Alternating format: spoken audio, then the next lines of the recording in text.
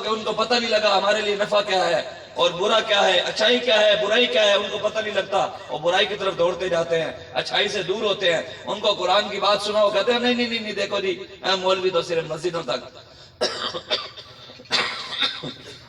کہتے ہیں جی نہیں دیکھو جی مولوی صاحب آپ کا کام ہی نہیں ہے، یہ تو سیاست دانوں کا کام، مولوی صاحب آپ شریف لوگ ہیں، یہ پاک جگہ ہے، پاک جگہ بیٹھ کر آپ یار ان گندے حکمرانوں کے بارے میں بات نہ کیا کریں، یہ سیاست گندی چیز ہے۔ میں نے کہا قرآن کے اندر خود فرعون کا ذکر ہے، تو پھر ہم قرآن پڑھنا بھی چھوڑ دیں۔ قرآن کے اندر نمرود کا بھی تو ذکر ہے، پھر نمرود سے کوئی بڑا گندا انسان ہے تو وہ پڑھنا بھی چھوڑ دیں۔ جو قیامت تک جو نمرود کی لائن میں کھڑا ہوگا بات تو ہم اس کے خلاف کریں گے، جو فرعون کی لائن میں کھڑا ہوگا بات تو اس کے خلاف ہم کریں گے، جو ظالموں کی لائن میں کھڑا ہوگا، آج کسی کی زمین پر کوئی قبضہ کر لے 5 مرلے کی زمین پر اور اس کے اوپر پرچہ بھی کروا دے، وہ جیل میں جائے گا، جب جیل سے باہر آئے گا تو لوگوں کو کہتا پھرتا ہے، کہتا ہے یار دیکھو یار عجیب بندہ ہے، میری زمین بھی میری، پرچہ بھی میرے اوپر، جیل بھی میں چلا گیا، عجیب فرعون۔ میں نے کہا تیری زمین پر قبضہ کر لے تو وہ فرعون بن جائے، اور دین پر حملہ کرے وہ فرعون نہیں ہے۔ جو نبی کی ختم نبوت کے ساتھ غداری کرے کیا وہ فرعون نہیں ہے؟ جو مندروں کی تعمیر کرائے سکھوں کے پاکستان کی تاریخ کے اندر، مجھے کوئی بتائے جی پارٹیوں کے ماننے والے بلے شیر تیر کاف گیدڑ لومڑ جتنے بھی ہیں سب کے کوئی بھی بیٹھا ہو، مجھے بتائے پاکستان کی 75 سالہ تاریخ کے اندر کسی ایک حکمران نے اس پاکستان کے اندر 14 ارب کی مسجد بنائی ہو، 14 ارب تو دور 14 کروڑ کی بنائی ہو، لیکن سکھوں کا گردوارہ 14 ارب کا بنا ہے کرتارپور کے اندر، مسجدیں تو آج تک ایک بند نہیں، مسجدیں تو روڈوں کی خاطر ڈبل روڈ بنتا ہے تو مسجد آ جائے تو گرا دیتے ہیں کہ ہم نے ڈبل روڈ بنانا ہے۔ کئی مسجدیں اور کئی مثالیں پاکستان کے اندر موجود ہیں، آپ چلے جائیں وہاں ہمارے علاقے میں بھی بڑی ہیں، وہاں پر بھی نئے نئے روڈ بنے ہیں تو مسجدیں گری ہماری آنکھوں کے سامنے گری، لیکن آج مندر بن رہے ہیں۔ مندر کی دیوار گری صادق آباد کے اندر رحیم یار خان، ادھر ایک مندر کی دیوار گری تو 22 نوجوانوں کو 5 سال کی سزا دی گئی، مسجدیں گری کسی کو کوئی پوچھنے والا نہیں۔ وَلَا يَحْسَبَنَّ اللَّهَ غَافِلًا عَمَّا يَعْمَلُ الظَّالِمُونَ، ظالم گمان نہ کریں کہ رب ان کے ظلم سے غافل ہے۔ وَسَيَعْلَمُ الَّذِينَ ظَلَمُوا أَيَّ مُنقَلَبٍ يَنقَلِبُونَ، عن قریب ظالم اپنے انجام کو پہنچیں گے۔ آج ہم دین کو بھول بیٹھے ہیں، دین کے راستے کو، اپنے بڑوں کی تعلیمات کو، بڑوں کی تہذیب و تمدن کو، اپنے بڑوں کی سیرت کو ہم بھول بیٹھے۔ بات کرتے ہیں وہ کہتے ہیں نہیں دیکھو جی یہ تو نیا دور ہے۔ اب وہ مجھے بتا رہے تھے علامہ صاحب، کدھر گئے بزرگ، وہ کہہ رہے اخبار کے اوپر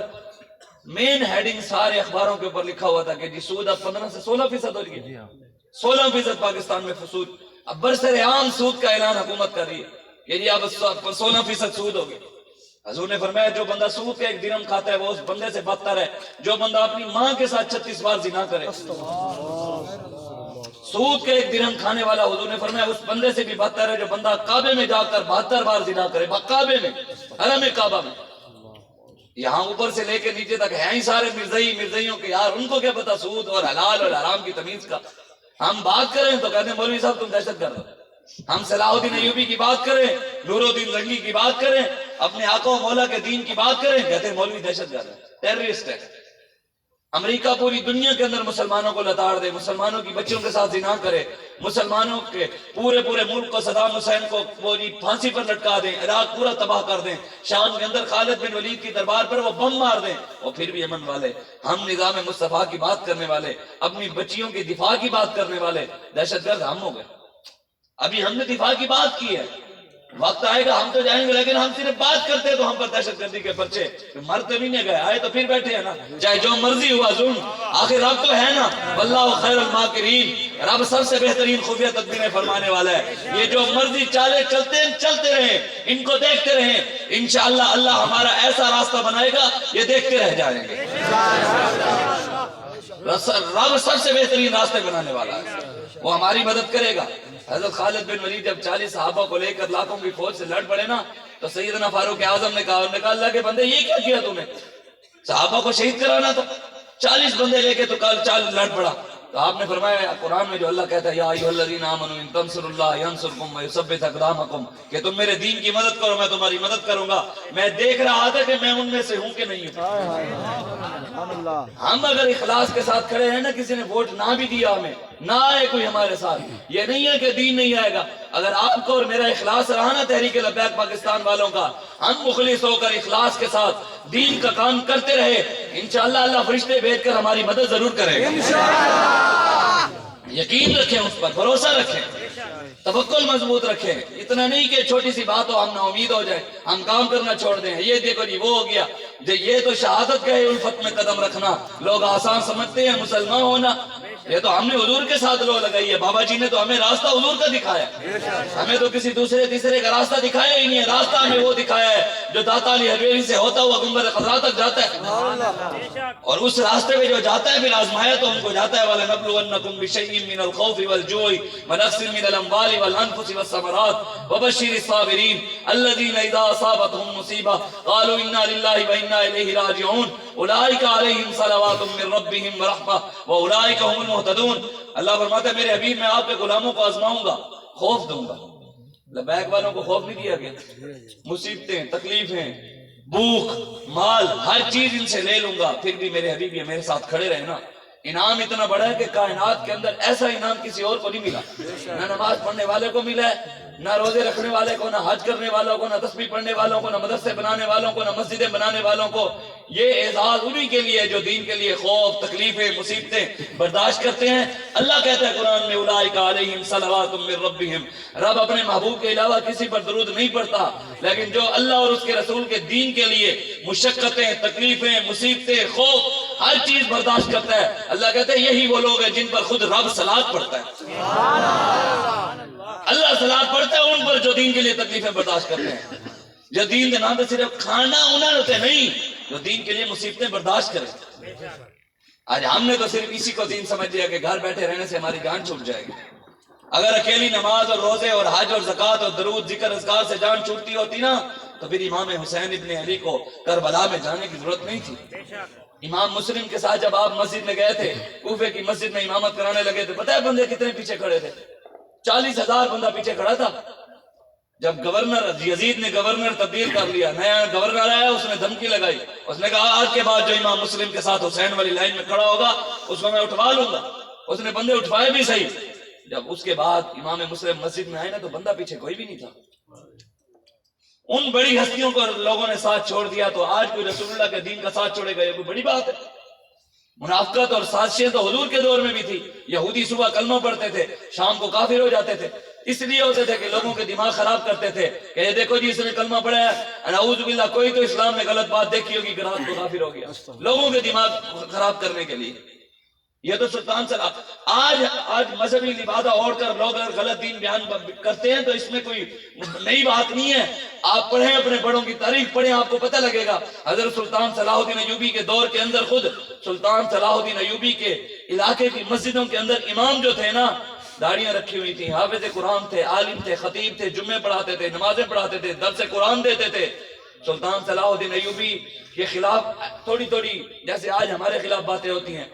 حضور کی تلوار کی بات کے خلاف باتیں ہوتی ہیں، اس وقت تھوڑی تھوڑی وہ باتیں کرتے، دیکھو جی یہ خون خرابہ اچھی بات نہیں ہے، اسلام تو محبت کا درس دیتا ہے، اسلام تو امن کا درس دیتا ہے، اسلام تو امن سے پالا، وہ یہ باتیں کرتے تھے۔ سلطان صلاح الدین ایوبی تک یہ بات پہنچی کہ یہ جہاد سے تھوڑا تھوڑا کنارہ اختیار کرتے ہیں اور یہ امن کی محبت۔ تو سلطان صلاح الدین ایوبی نے اپنی ایجنسیاں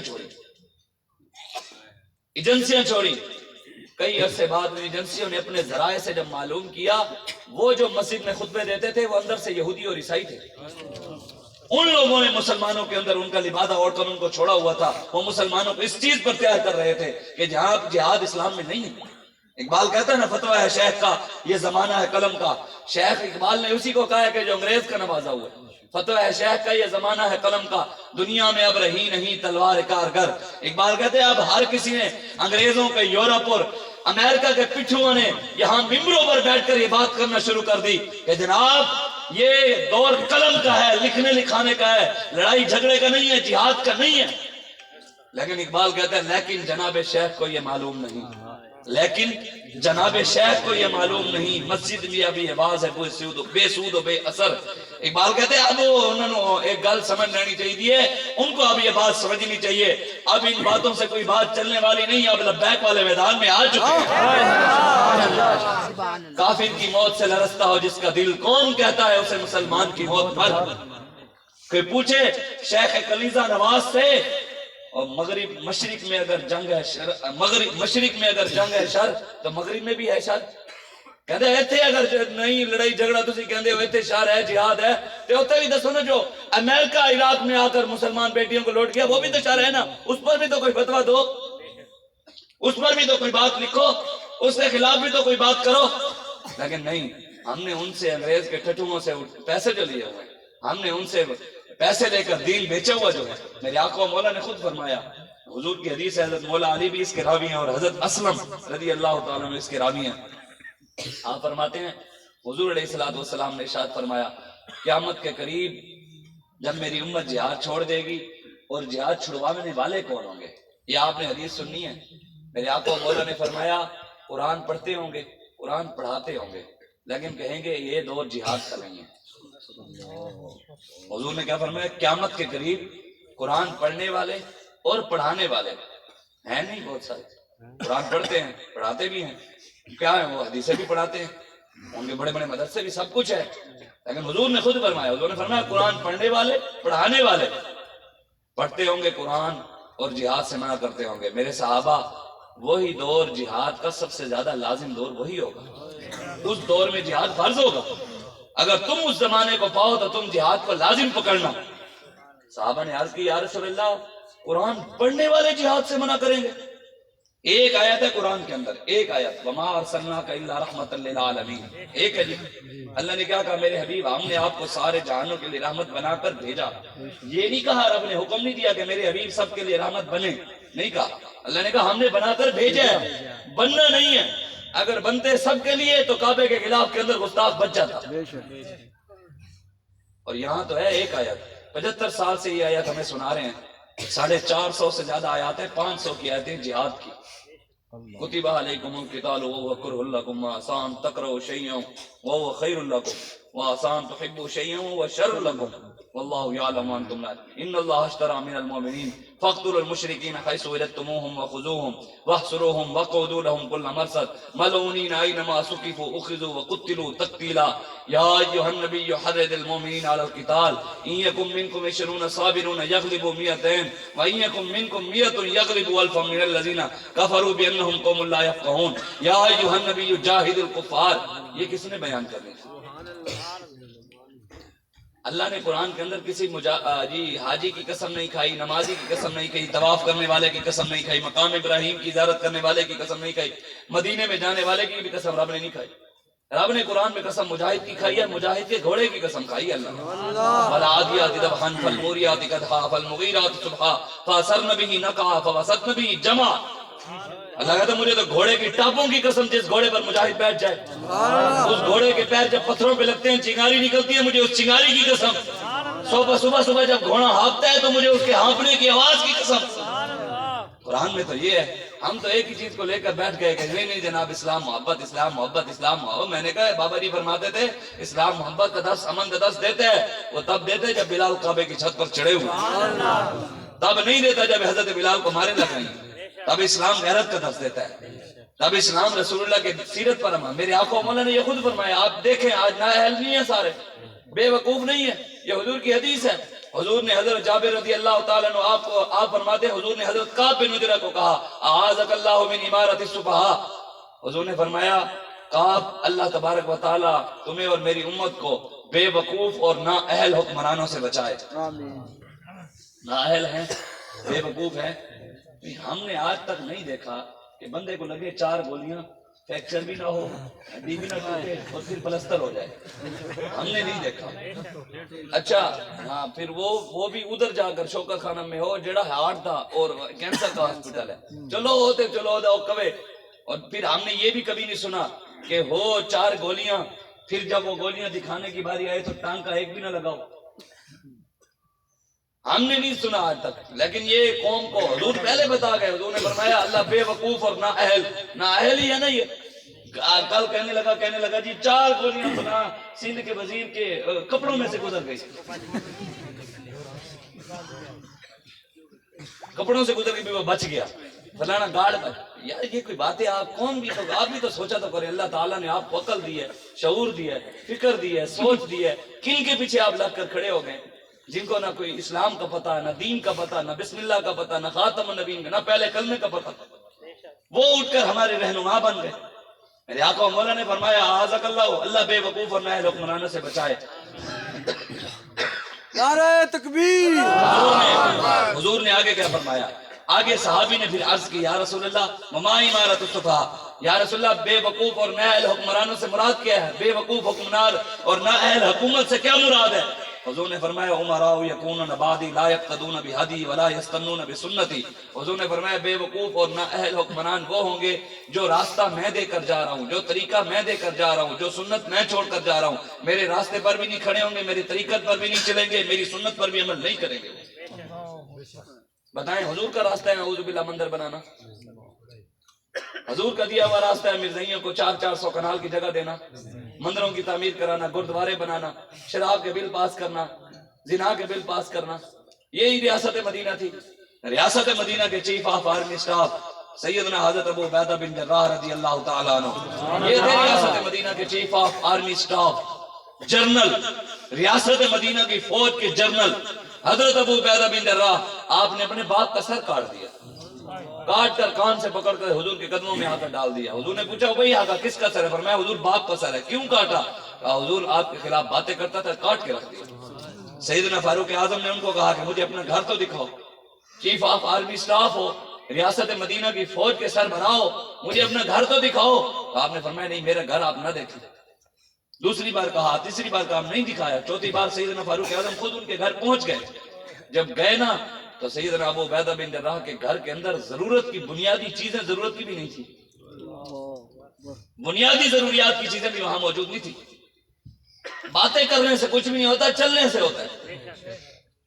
جب لوگ کہتے ہیں دیکھو جی آپ سے پھر نہیں پوچھا جا سکتا، میں آگے ساڑھے کول کیڑی حکومت ہے یہ؟ سیدنا فاروق اعظم کو ابو بکر صدیق کے دور میں تو نہیں نہ پوچھا گیا تھا، جب آپ منبر پر بیٹھے تھے حکمران بنے تھے تب پوچھا گیا۔ لبیک علیہ حکومت ہے کہ اسی دیاں گے تانوں حساب، ہن تسی کون ہوندے ساڈے کول پوچھن والے؟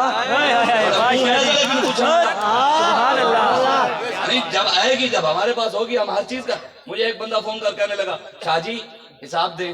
ارے جی سعد رضوی کے پاس گاڑی کہاں سے آئی ہے؟ میں کہ تیرے کو کس ہونی ہے؟ کہنے ہم سال بعد مریدوں کا چکر لگاتے ہیں تو پیسہ اکٹھا ہو جاتا ہے۔ میں کہ ہن تو سانو پھر گلاں کرے گا؟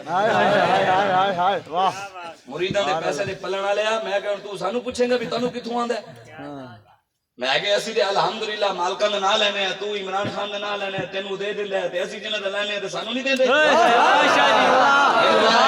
مدینے میں ایک بار جا کے دیکھ، کرتے ہیں مالا مال وہ دامن پھیلا کے دیکھ۔ تو غیروں کا نعرہ لگائے تو تجھے پراڈو مل جائے، تجھے ہیلی کاپٹر مل جائے، جہاز مل جائے، ہم مالکوں کا لگائے جو پوری کائنات کے مالک ہیں، ہمیں کچھ بھی نہ ملے۔ وہ پوری کائنات کے مالک ہیں ہمارے آقا مولا، حضور ساری کائنات کے مالک ہیں۔ یہ تو کسی چیز کے مالک ہے ہی نہیں، یہ تو ویسے قبضہ مافیا ہے سارے ملک دے بھی انہوں نے لوٹ لیا، ساری قوم نے بھی لوٹ کے، قوم بھی۔ اگلے دن عمران کہندا پیٹرول 2036 روپے ہے۔ میں کہ تسی کدی پوایا ہوئے تو تانوں پتہ ہوگا کمینیاں۔ پھر قوم آ کے ہمیں ان کے بارے میں بات کری، بات کرو ہمیں بھی سمجھ آئے۔ ہم دین غلط بیان کریں تم ہمیں دین سمجھاؤ، ہم سمجھنا چاہتے ہیں۔ ہاں جو بندہ کہتا ہے کہ ممبر پر بیٹھ کر سیاسی بات نہیں کرنی چاہیے، میرا بھی اس سے سوال ہے، وہ مجھے قرآن کی آیت سنائے کس جگہ اللہ نے کہا ہے کہ دین میں ممبر پر بیٹھ کر سیاست نہیں کرنی چاہیے؟ مجھے سنائے میں مانوں گا۔ وہ حضور کا فرمان سنائے میں مانوں گا، میں نے کلمہ ان کا پڑھا ہے، میں ان کا ماننے والا ہوں، میں اس کے آگے جھکتا ہوں۔ مجھے وہ بتائے میں ان کی مانوں گا۔ مجھے ابوبکر صدیق، عمر فاروق، عثمان غنی، مولا علی، صحابہ و اہل بیت کی بات بتائے کہ انہوں نے کسی جگہ کہا ہو کہ ممبر پر بیٹھ کر سیاست حکومت کی بات نہیں کرنی، تو میں مانوں گا۔ امام اعظم ابو حنیفہ کی بتائے میں مانوں گا، پاکان امت کی محدثین کی بتائے میں مانوں گا۔ کوئی کو بھی چوڑا یہ کہتا ہے، کمینہ یہ کہتا ہے، بدماش یہ کہتا ہے، چیئرمین یہ کہتا ہے، نمبردار یہ کہتا ہے، ایم پی اے یہ کہتا ہے۔ میں نے ایم پی اے میں نے کا کلمہ نہیں پڑھا، کلمہ میں نے رسول اللہ کا پڑھا، میں حضور کی بات سنا، حضور کا فرمان سنا، رب کا قرآن سنا، ہم مانیں گے۔ تو جو آگے گئے فلاں یہ کہتا ہے، فلاں یہ کہتا ہے، تو نے ان کا کلمہ پڑھا ہوگا، ہم نے کلمہ حضور کا پڑھا ہے، ہمیں حضور بتا کر گئے۔ یہ ممبر کسی کے باپ کا نہیں ہے، ہمارے نانے کا ہے، ہمیں پتہ ہے یہاں کیا بیان کرنا ہے اور کیا نہیں کرنا۔ ہمیں پتہ ہے بدلے گا زمانہ لاکھ مگر قرآن نہیں بدلا جائے گا، اے قول محمد قول خدا، فرمان نہیں بدلا جائے گا۔ 1450 سال پہلے ہمارے آقا و مولا دین دے گئے اور ہمیں ہمارے بابا جی اچھی طرح سمجھا گئے ہیں۔ دین وہی بیان ہوگا جو حضور دے گئے، بس ہمیں نئی نئی دین کی تشریحات کوئی نہ بتائے جو خود بدل جائے اور دین کو بھی بدل دے۔ خون خود بدل جائے، خود کی طبیعت راضی نہ ہو تو پھر دین بھی بدل دے، یہ تو سوال ہوگا قیامت والے دن۔ امام جلال الدین سیوطی رحمت اللہ تعالی علیہ یہ وہ محدث ہیں جنہیں جاگتے ہوئے حضور کی 75 بار زیارت ہوئی ہے، 70 بار۔ اور محدث علی پوری حافظ الحدیث پیر سید جماعت علی شاہ صاحب کو محدث علی پوری اس لیے کہا جاتا ہے اور اتنے بڑے نیک اور ولی کہ آپ کو 10,000 حدیثیں یاد تھیں۔ امام جلال الدین سیوطی کو 3.5 لاکھ حدیثیں یاد تھیں، اور آپ مجدد بھی تھے امام جلال الدین سیوطی۔ اور کسی حدیث پر آپ کو ہوتا نا کہ یہ ضعیف ہے، موضوع ہے، یہ صحیح ہے، تو ڈائریکٹ سرکار سے پوچھتے تھے حضور آپ کی ہے، حضور فرماتے ہیں ہاں میری ہے، پھر لکھتے تھے۔ وہ فرماتے ہیں امام جلال الدین سیوطی، آپ نے یہ روایت نقل کی، آپ فرماتے ہیں قیامت والے دن حضور نے فرمایا قیامت والے دن اللہ کی بارگاہ میں ایک شخص آئے گا، ایک گناہ بھی اس کے کھاتے میں نہیں ہوگا، ایک گناہ بھی نہیں ہوگا اس کے پاس، نیکیاں ہوں گی۔ اللہ اسے سوال کرے گا، حضور فرماتے ہیں کہ بتا میرے اور میرے یار کے یاروں کے ساتھ یاری، میرے اور میرے یار کے دشمنوں سے دشمنی رکھی تھی کہ نہیں رکھی تھی؟ وہ کہے گا یا اللہ میں نے نماز تو پڑھی تھی، روزہ تو رکھا تھا، حج تو کیا تھا، درود تو پڑھا تھا، عمرہ بھی کیا تھا، میں نے میلاد بھی منایا تھا، ذکر بھی کیا تھا، مسجد میں ٹائلوں کے پیسے میں نے دیے تھے، مینار میں نے بنوایا تھا، اے سی میں نے لگوایا تھے، پنکھے میں نے لگوائے تھے، میں نے دروازے لگوائے تھے، میں نے مسجد میں مدرسے میں صدقے کے بکرے دیتا تھا، غریبوں اور مسکینوں کی کفالت کرتا تھا، یتیموں کو جہیز دیتا تھا، غریب بچیوں کی جہیز دے کر شادیاں کرواتا تھا، نیکیاں گنوائے گا۔ حضور فرماتے ہیں اپنی نیکیاں، کہے گا میں نے یہ نیکی کی۔ اللہ کہے گا تو بتا رہے نا یہ مجھے پتہ ہے، میں نے جو سوال کیا اس کا جواب دے۔ میرے اور میرے یار کو یاروں سے یاری، پتا خادم رضوی کے ساتھ کھڑا تھا، بتا عمران کے ساتھ کھڑا تھا، خادم رضوی کے ساتھ کھڑا تھا، ممتاز قادری کے ساتھ کھڑا تھا، پھانسی دینے والے نواز شریف کے ساتھ کھڑا تھا۔ یہ تو چلنا نہیں ہے نا کہ عشق قاتل سے بھی اور مقتول سے ہمدردی بھی، یہ بتا کس سے محبت کی جزا مانگے گا، سجدہ خالق کو بھی اور ابلیس سے یارانہ بھی، حشر میں کس سے عقیدت کا صلہ مانگے گا۔ یہ تو نہیں ہے کہ رب کو سجدے کرو اور باہر جا کے شیطانوں کے ساتھ یاریاں، بات سجدہ ادھر تو ماننا بھی اسی کو پڑے گا۔ بابا جی یہی بتا گئے کہ انہیں جانا انہیں مانا، نہ رکھا غیر سے کام، للہ الحمد میں دنیا سے مسلمان گئے۔ آج بھی میرے بابا جی دی میرے بابا جی دی میرے بابا جی دی۔ حضور نے فرمایا اللہ اسے کہے گا میرے یار کے یاروں سے یاری اور میرے یار کے دشمنوں سے رکھی کہ نہیں رکھی؟ وہ کہے گا آگے جو حدیث کے لفظ ہے نا وہ آپ نے سننے ہیں، ہن تسی ویکھنا ہے بھی کیڑا کیڑا اس لائن وچ کھڑا ہے، نہ تے اسی لیندے نہیں، بس سانو اتنا ہی کافی ہے۔ حضور دس گئے سمجھنے والے واسطے، عقل مند واسطے اشارہ کافی ہوتا ہے، بے عقلے نو تے تسے پورا قرآن کھول کے دسو نے کہنا ہے نہیں میرے بھی صاحب سے کیا بات ہے، انہوں نہیں سمجھ آئی۔ آپ اس کو پورا قرآن بھی سنائے، حضور کے فرمان بھی سنائے، مگر نہیں میرے اندر تو شخصیت پرستی اندھی تقلید گھسی ہوئی ہے، وہ تو نہیں نکل سکتی، حضور کی محبت نکل سکتی ہے، پیر کی محبت نہیں نکل سکتی۔ ہاں لوگوں کے ذہن ہے یہاں اندھی تقلید ہے۔ حضور نے کیا فرمایا؟ حضور نے فرمایا وہ اللہ کو کہے گا یا اللہ میں صلح پسند آدمی تھا، کیا تھا؟ محبت پسند، امن پسند، صلح پسند آدمی تھا، یا اللہ مجھے کسی سے دشمنی اچھی نہیں لگتی تھی، میں تو صلح کی بات کرتا تھا، محبت کی بات کرتا تھا۔ اللہ بھی تو پھر کہے گا نا دس ہے میں نے قرآن میں اپنے نبی کے دشمن کو حرامی کہہ دیا تو دشمنی بھی نہ رکھ سکا، میں نے اپنے نبی کے دشمن کو سور کے منہ والا کہہ دیا تو دشمنی بھی نہ رکھ سکا، میں نے اپنے نبی کے گستاخ کے 10 عیب بیان کر دیے تو دشمنی نہ رکھ سکا، میں نے اپنے نبی کے گستاخ کو لعنتی کہہ دیا تو دشمنی بھی نہ رکھ سکا، تو اس کے خلاف دل کے اندر اس کا بغض بھی نہ رکھ، دشمنی بھی نہ رکھ سکا۔ اور کہے گا یا اللہ میں نے نہیں رکھی، میں محبتیں اور نیکیاں کرتا رہا۔ سنیں حدیث میرے آقا و مولا نے فرمایا اللہ فرشتوں کو کہے گا لے جاؤ اس کو، یہ وہ شخص ہے جو اللہ کی رحمت سے محروم ہو چکا ہے۔ کدھر گئی نیکیاں، کدھر گئے نماز، کدھر گئے روزے، کدھر گئے حج، کدھر گئے درود، کدھر گئے نیکی کے کام؟ ثابت ہوا جملہ فرائض فروع ہیں، اصل الرسول بندگی استاد پر سب کچھ حضور کی ذات ہے۔ ہاں یہاں نماز کے اوپر آپ زور دیتے ہو، نماز 5 ٹائم فرض ہے، کتنے ٹائم؟ نبی کی عزت پر پہرا دینا ہر سانس پر فرض ہے، ہر مسلمان پر فرض ہے، ہر کلمہ گو پر فرض ہے، جتنا ہم پر فرض ہے اتنا ہی ہر کلمہ پڑھنے والے پر فرض ہے، اور نماز سے بڑا فرض ہے، یہ نماز سے بھی بڑا فرض ہے ناموس رسالت۔ آج نماز کے لیے تو دکانوں پہ لکھ دیتے ہیں وقفہ برائے نماز، بچے کی شادی ہو تو بینر لگوا دیتے ہیں 3 دن کاروبار بند ہے بوجہ شادی۔ میں نے کہا کبھی تو نے کاروبار نبی کے دین کے لیے تو بند نہیں نہ کیا، یہ تو کبھی نہیں لکھا یار وقفہ برائے ناموس رسالت، وقفہ برائے ختم، آنا تو انہوں نے ہی ہے، قبر پہ منہ پہ مٹی آنی آپ کے بھی اور میرے بھی، ہر کسی نے چھوڑ جانا ہے۔ آپ چلے گئے تو آپ کو میں نے چھوڑ جانا ہے، میں چلا گیا تو آپ نے منہ پر مٹی ڈال کے چلا جانا ہے، اندھیری رات تو نہیں، اکیلے ہی ہونا ہے، آنا ادھر رسول اللہ نے، ادھر حضور نے آنا، کسی نے بھی نہیں آنا، نہ مولوی نے آنا، پیر نے آنا، نہ سید نے آنا، نہ لیڈر نے آنا، نہ عمران نے آنا، نہ نواز نے، نہ زرداری نے، نہ کسی ماں نے، باپ نے، رشتہ داروں نے، تعلق داروں نے، دوستوں نے، کسی نے بھی کام نہیں آنا، کام رسول اللہ نے آنا۔ لحد میں وہ صورت دکھائی گئی، میری سوئی ہوئی قسمت جگائی گئی، نہیں تھا کسی کو جو منظر پہ لانا، تو پھر کیوں یہ بزم عالم سجائی گئی، صبا سے نہ کی جائے کیوں کر محبت، بہت ان کے کوچے سے آئی گئی، شراب طہور ان کے دستے کرم سے سر حوض کوثر پلائی گئی، اور وہاں تھی فدا مصر میں صرف ایک زلیخا، یہاں صدقے ساری خدائی گئی، لات سے نصیر اب تم بھی اٹھ کے چلو، انہیں دیکھنے کو ساری خدائی گئی۔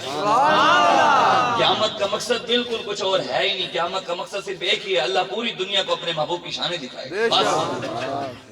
کسی کی بھی، میں خدا کی قسم اٹھا کر کہہ رہا ہوں، علماء بیٹھے ہیں، میں یہ حقیقت بات کر رہا ہوں، قیامت والے دن